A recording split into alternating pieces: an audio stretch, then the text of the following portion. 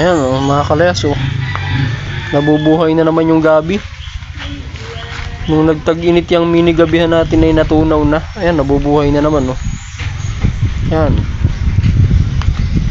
Nabubuhay na naman. Ayan mga kalayas, may dahon na naman ng malunggay.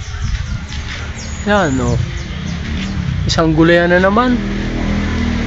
Makakakain na naman ng malunggay. Dito po ay maraming gulay.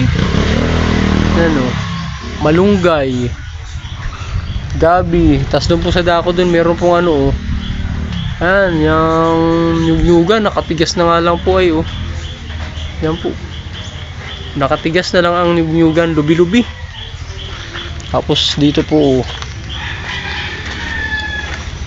yung yan, yung kalamansi po, gulping bunga. Yan yan mga kalayas. Dami. Pag yan ay nagsila kaya hindi nabibili ng kalamansi. Kaya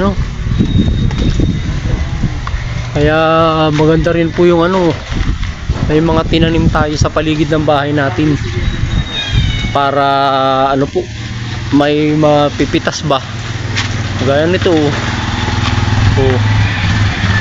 yan mga kalayas mga kalamansi. Meron din po San Fernando. Yan may rin po yung may mga tanim-tanim. Ayan po, dami pong bunga ng kalamansi.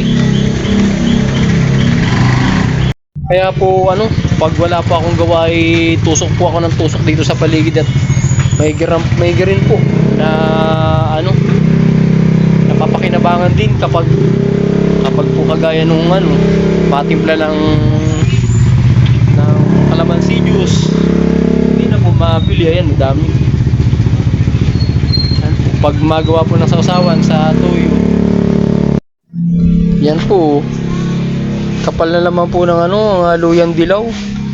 Baka po may gusto sa inyo ng luyang dilaw. Ayan po dami ko na nga pong tinabas niya na hindi nauubos. Tubo lang ng tubo. Ayan gamot daw po yan. Yan, luyang dilaw. Kasi ito po yung ating mini gabihan yan. Kaya po tanim lang ng tanim. Kaya po kung meron kayong mga gustong itanim, tanim nyo po at napapakinabangan din. So yun lang po, update lang po yun. Magandang hapon po ulit mga kalayas. Po tayo, tuloy-tuloy lang po tayo. Let's go, let's grow.